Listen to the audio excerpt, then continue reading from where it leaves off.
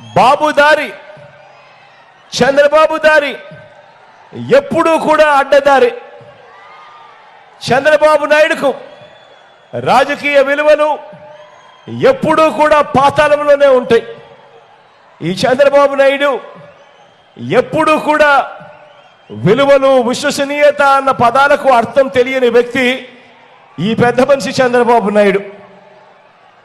ఈ చంద్రబాబు మార్కు రాజకీయం ఏమిటి అనంటే, చంద్రబాబు పేరు గుర్తుకొస్తే మనకందరికీ గుర్తుకొచ్చేది ఏమిటి అనంటే, ఆయన మార్కు రాజకీయం ఏమిటి అనంటే,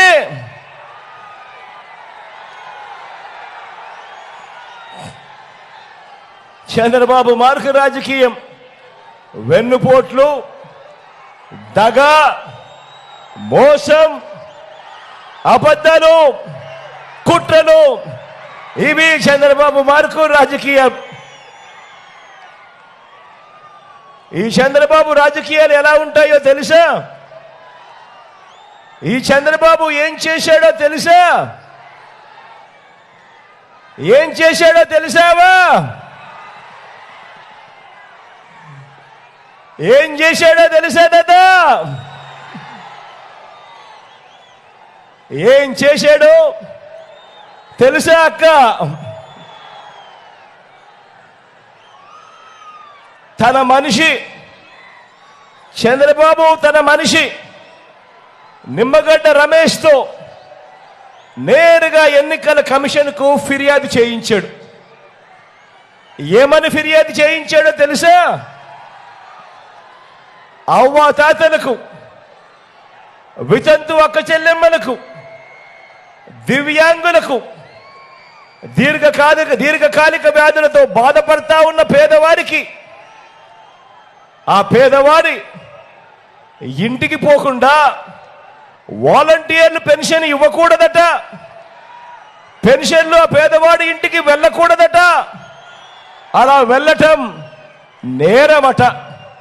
ఇది చంద్రబాబు నాయుడు గారు తన మనిషి నిమ్మగడ్డ రమేష్తో ఎలక్షన్ కమిషన్కు తాను ఫిర్యాదు చేయించింది.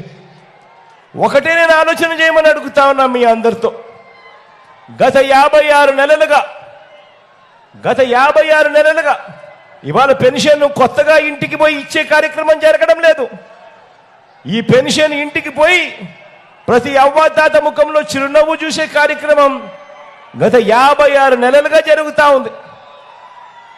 ఈ పెన్షన్ ఇంటికి పోయి ఇచ్చే కార్యక్రమం గతంలో చంద్రబాబు ముఖ్యమంత్రిగా ఉన్నప్పుడు ఆయన హయాంలో ఎప్పుడూ జరగని విధంగా మన ప్రభుత్వం వచ్చాకే, అది ఆదివారమైనా సరే, అది సెలవు దినమైనా సరే, నెల 1వ తారీఖు వచ్చిన వెంటనే సూర్యోదయానికంటే ముందే చిక్కటి చిరునవ్వుతో గుడ్ మార్నింగ్ చెబుతూ మన వాలంటీర్, మనవడు, మనవరాళ్ళు నేరుగా ఆ అవ్వ తాతల దగ్గరికి వెళ్ళి పెన్షన్ వాళ్ళ చేతిలో పెడతా ఉన్న కార్యక్రమం ఇదొకటే కాదు. చంద్రబాబు నాయుడు హయాంలో పెన్షన్ ఎంత అంటే ఇంత, 1000 రూపాయలు ఇస్తా ఉన్న ఆ రోజుల్లో మీ బిడ్డ ప్రభుత్వం వచ్చాక దానిని 3000కు ఆ పెన్షన్ను పెంచుకుంటూ పోయి ఇప్పుడు ఆ అవ్వ తాతల ముఖంలో చిరునవ్వు చూస్తూ ఏకంగా 3000 రూపాయల అవ్వతాతల ముఖంలో చిరునవ్వు చూస్తూ చేతిలో పెన్షన్ పెడుతూ నెల 1వ తారీఖున ఆదివారమైనా సెలవు దినమైనా కూడా ఇంటికే వచ్చి ఇచ్చే ఓ గొప్ప వ్యవస్థ మీ బిడ్డ తీసుకొచ్చాడు.